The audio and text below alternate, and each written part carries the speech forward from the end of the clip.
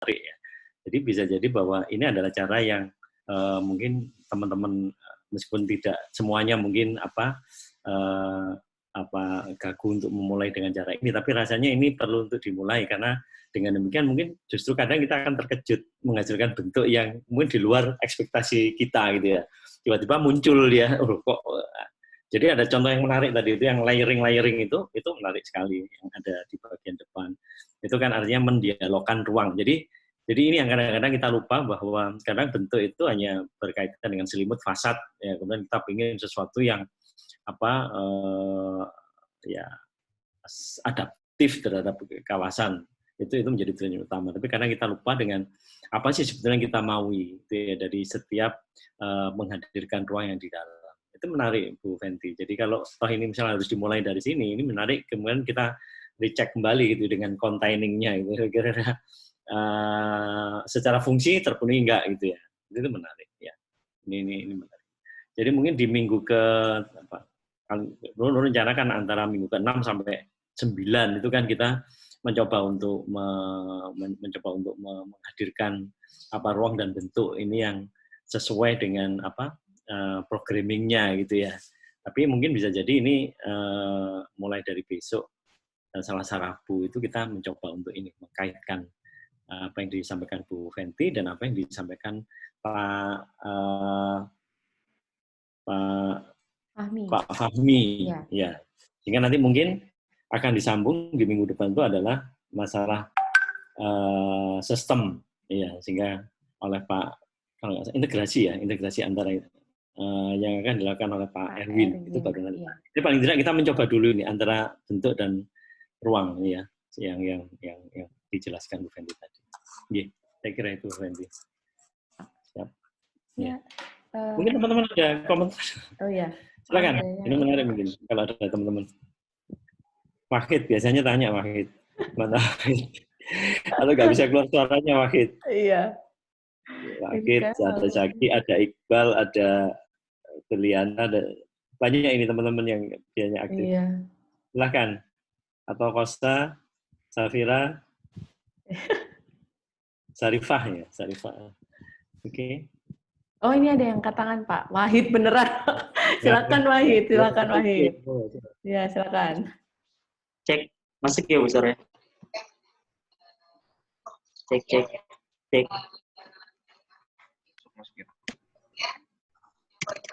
Masuk kok, masuk.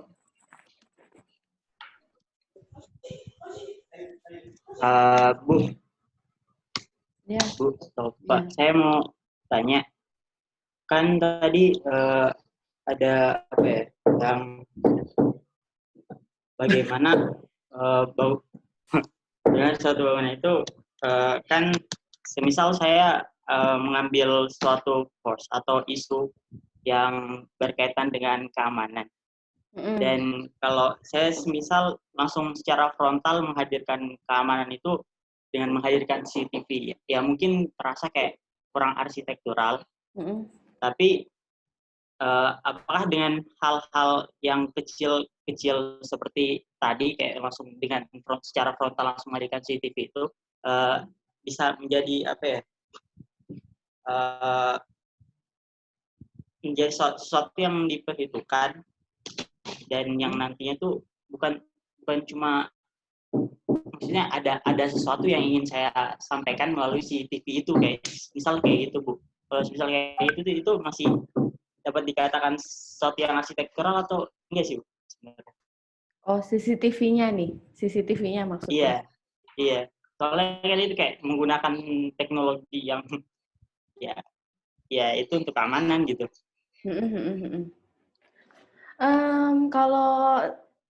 Kalau menurut saya ya, CCTV itu kayak furniture gitu loh. Jadi furniture itu adalah sebuah tambahan dalam ruang. Sehingga sebenarnya kalau kamu mau ngomong tentang keamanan, security, itu seharusnya atmosfer yang diciptakan itu harus aman. Seperti salah satu contohnya, saya nggak tahu ruangan yang mau kamu amankan ini apa ya. Kayak misal, apakah dia itu harus, karena sering banyak maling, sehingga dia harus dilihat oleh banyak orang, berarti respon arsitekturmu adalah ruangannya terbuka. Itu tapi ada kayak dua sisi mata pedang gitu, jadi kayak terbuka itu banyak orang yang mengakses sehingga nggak banyak pencurian gitu, atau yang kedua karena dia terbuka itu dilihat oleh banyak orang, atau di situ dijadikan kayak tempat apa ya istilahnya nongkrong gitu-gitu sehingga satu sama lain akan mengawasi gitu. Itu bisa jadi. Jadi kalau CCTV aja yang kamu andalkan sebagai keamanan, kalau dilihat dari sisi arsitektural itu kurang, Wahid. Jadi itu kayak furniture aja tambahan gitu. Itu teknologi yang digunakan. Kecuali nih CCTV-mu itu kamu gunakan sebagai building feature, bukan furniture ya, building feature. Building feature itu maksudnya seperti ini. Misal CCTV-mu itu nanti istilahnya apa ya, kayak merekam atau kayak live streaming di dindingnya, jadi dia itu adalah cat-nya dindingmu gitu. Jadi orang yang bergerak itu kelihatan terus gitu. Itu jadi building feature. Paham nggak maksud saya? Jadi dinding, misalnya ada satu dinding yang kosong di situ, itu kayak layarnya itu dari CCTV kamu itu tadi live, jadi chatnya itu dari situ gitu. Atau kamu bikin video mapping dari CCTV itu gitu sehingga tekstur dari bangunanmu itu dari situ gitu. Itu bisa jadi building feature. Tapi kalau kamu cuma pakai CCTV nempel gitu doang, terus videonya tetap disimpan di server di komputer sendiri, itu namanya building furniture, jadi tambahannya. Itu sih. Mungkin Pak Andi ada tambahan, Pak. Iya, ya sedikit saya nambahin, tapi sudah apa yang disampaikan Bu Fenty sudah pas ya. Jadi mungkin kita sering juga mendengar kalau di Kajing juga bicara tentang enclosed ruang. Jadi sifat ketertutupan ruang. Jadi aman itu dari sisi mana? Aman secara visual, aman secara fisik, artinya bahwa dia terlindungi. Nah, itu nanti mungkin kita bisa mempermainkan tadi itu, istilah dinding wall-nya itu. Apakah kemudian tinggi sekian, apa ditinggikan, dilubangi, ditransparan, dan sebagainya itu sebetulnya mengarah kita pada satu yang creativity ya, kita untuk menghadirkan ruang. Tapi kalau kita menghadirkan alat, ya rasanya sampai sekarang kalau saya melihat alat lebih banyak secara psikologi aja untuk membatasi orang. Misalkan ada satu tempat dibilangin ini ada CCTV-nya loh, ya, kita juga belum tahu apakah itu ada tidak, tapi paling tidak orang merasa dia harus bisa menjaga dirinya karena dia diawasi diawasi terus dan sebagainya. Nah, satu hal yang menarik yang disampaikan Bu Fenty tadi tentang ketika dia menjadi bagian dari building feature-nya ya. Saya teringat dengan satu museum, jadi museum lukisan. Kalau dulu kan museum ini tempat nyimpan barang-barang yang sangat berharga dan kita juga tahu sering juga museum itu kemalingan gitu ya. Terus kemudian ada satu ruang museum yang kemudian dia menampilkan ya dengan video mapping itu gambar-gambar dari si artis itu. Jadi kalau nggak salah waktu itu lukisannya Van Gogh gitu ya. Dan lukisan Van Gogh itu dibuat bergerak. Jadi ini sebetulnya aman dalam pengertian bahwa barang itu tidak tercuri, tapi juga kemudian memanfaatkan sekat dinding pembatas itu sebagai bagian dari tadi kalau saya lihat feature building. Jadi ini juga menarik, orang dia mau nyuri apa gitu. Tapi dia bisa menyaksikan itu dengan leluasa. Itu yang pernah saya lihat contoh yang menarik seperti itu. Saya kira itu Bu. Pahit, kira-kira itu jawaban saya sebenarnya. Baik, terima kasih ya. Pak. Ya. Ada lagi pertanyaan? Biasanya Wahid sama Faris yang nanya. Nggak ada. Mungkin pertanyaannya banyak ketika nanti di Selasa Rabu, Bu, mencoba untuk menghadirkan itu menjadi. Ya. Cuman kita nggak bisa diskusi ya besok itu. Mungkin per asisten ya. Iya, per asisten. Asisten ya. Ya. Jadi kalau yang biasa dilakukan itu kan adik-adik ini bikin kayak bubble diagram gitu kan, Pak, yang menghubungkan satu ruang dan yang lain. Tapi itu biasanya cuma menghubungkan publik, semi publik gitu aja. Nah, sebenarnya yang lebih spesifik lagi itu kalau kalian bisa bikin bubble diagram tentang experience. Jadi misal kayak ini perantara. Nah, perantara itu seperti apa yang ingin kalian lakukan. Jadi kayak menyambutnya itu seperti apa. Makanya kalau ada kalau kalian ke museum yang benar-benar kayak misal kayak Tadao Ando yang pinter banget pakai daylight itu ada ruang perantara itu kayak tiba-tiba agak gelap dikit, terus gelap banget, terus terang banget, gelap banget, terang banget gitu. Itu untuk menciptakan experience di dalam ruangannya itu sendiri gitu. Dan itu narasi yang dia mau ciptakan. dari baik dari segi skalanya, baik dari segi daylight-nya, itu narasi yang ingin Tadao Ando berikan untuk pengunjung yang mendatangi museumnya itu sendiri gitu. Nah, coba kalau memang pengen seperti itu gitu, adik-adik itu bikinnya bubble diagramnya itu tentang experience-nya. Sebenarnya dari satu titik ke titik yang lain tuh sebenarnya apa yang ingin dirasakan oleh si usernya ini.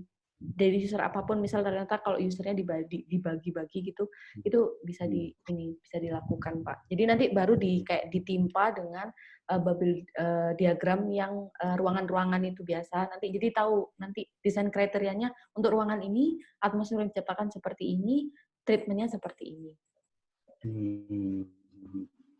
Atau bisa dipicu dengan Bu, dengan katakanlah mungkin mengambil presiden beberapa layout yang kira-kira punya, tidak berarti mencontoh menjadi referensi ya, tapi coba membaca misalkan tadi contoh misalkan museumnya Tadao Ando atau nanti siapa gitu ya, yang mungkin nanti teman-teman bisa pilih itu ada relevansinya, coba dibaca dulu itu ya. Kenapa sih kok ini dibuat seperti ini? Kenapa sih ini kok dibuat sempit? Kenapa dibuat gede?